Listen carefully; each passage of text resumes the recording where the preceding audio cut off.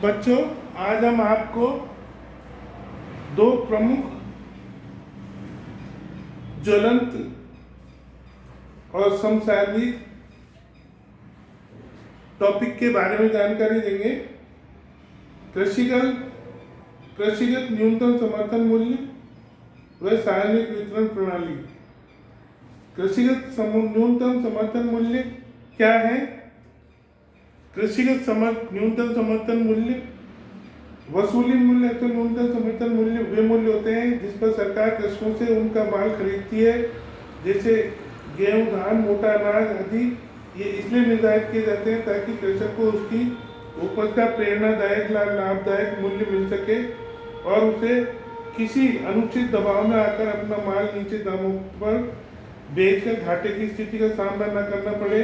न्यूनतम समर्थन मूल्य सरकार द्वारा घोषित किए गए वे न्यूनतम मूल्य होते हैं जिन पर सरकार को किसानों द्वारा प्रस्तुत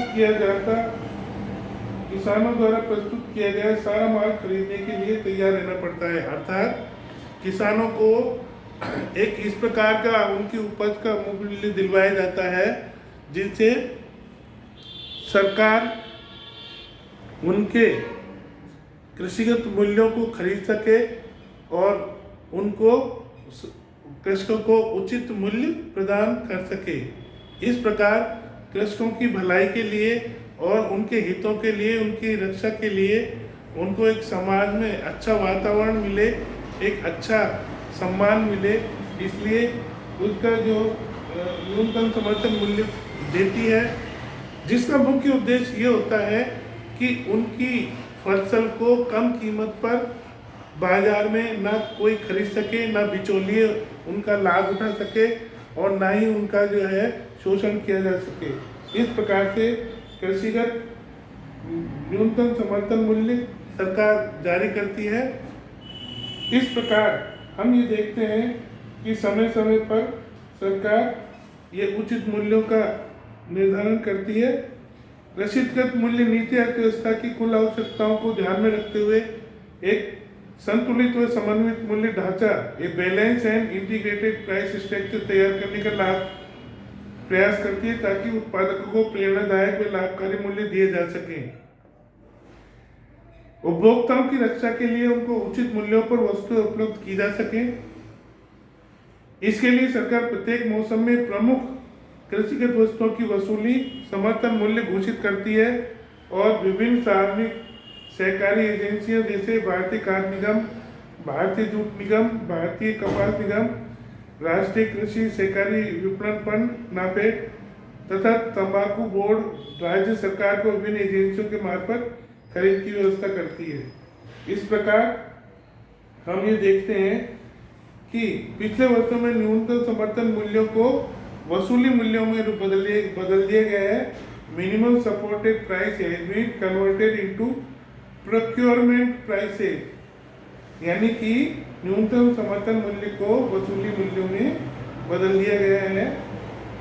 अब हम देखेंगे कि सार्वजनिक वितरण प्रणाली किसे कहते हैं।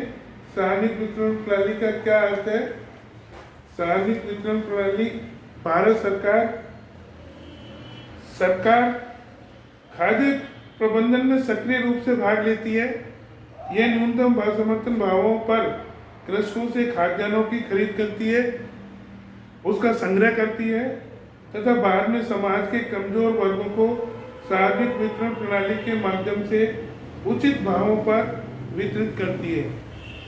इसमें भारतीय खाद्य निगम FCI प्रमुख एजेंसी के रूप में काम करता है, यानी कि सरकार एक तरफ तो अनाज का, खाद्यान्न का भंडारण करती है, कृषकों से उचित मूल्य पर उनके मूल्य दिला करके एक तरफ उधर उनकी भलाई के कार्य करती है, दूसरी तरफ उस खाद्यान्न का समाज के कमजोर वर्गों में वितरण करके उस सार्वजनिक वितरण प्रणाली के माध्यम से समाज की भलाई करती है। दोहरी वेलफेयर नीति, डबल वेलफेयर पॉलिसी के माध्यम से सरकार इस प्रकार से सरकार के कमजोर वर्ग के लोगों को कम दामों पर अनाज वितरण करती है और हालांकि इसके अंदर काफ़ी कमियां हैं जो बार बार समय समय पर सरकार रिवाइज करती रहती है। That's all.